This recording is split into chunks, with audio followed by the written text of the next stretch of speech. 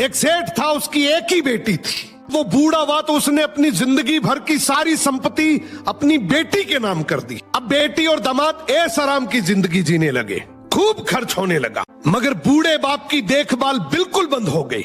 बूढ़ा सेठ ये सब चुपचाप देखता रहा, दिल में बहुत दुखी था। एक दिन उसने एक धनी सेठ से 1 लाख स्वर्ण मुद्राएं उधार ली और इन्हें लोहे की पेटियों में भरवाया और बेटी और दामाद को बुलाकर दिखाया। बोला, मेरे पास स्वर्ण मुद्राओं की 10 पेटियां, ये मेरी मृत्यु के बाद एक पेटी तो दान में दे देना, बाकी सब तुम रख लेना। ये सुनते ही बेटी और दामाद का व्यवहार एकदम बदल गया। अब वो बूढ़े की खूब सेवा करने लगे, हर सुख सुविधा का ध्यान रखने लगे।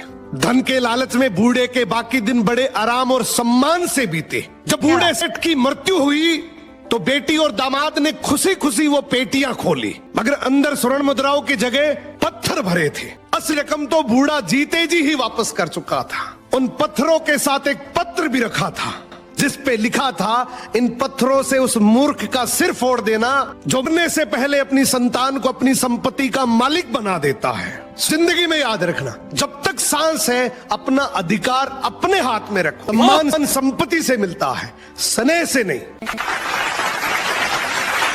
एक चिड़िया सफेद गुलाब से प्यार करती थी। एक दिन उसने नम आंखों से जताया कि मैं आपसे बहुत प्यार करती हूँ।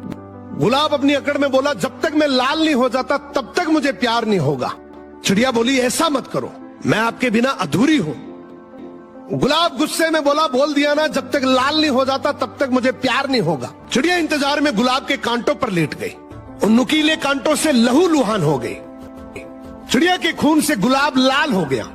अब गुलाब बोला, मैं तुझे प्यार करता हूं, बट अफसोस चिड़िया तब तक मर चुकी थी। यही हाल आज के प्यार का है। तुम जिसकी जितनी कदर करोगे, जितना खुश रखने की कोशिश करोगे, वो तुम्हारे लिए उतना ही बेपरवाह होगा।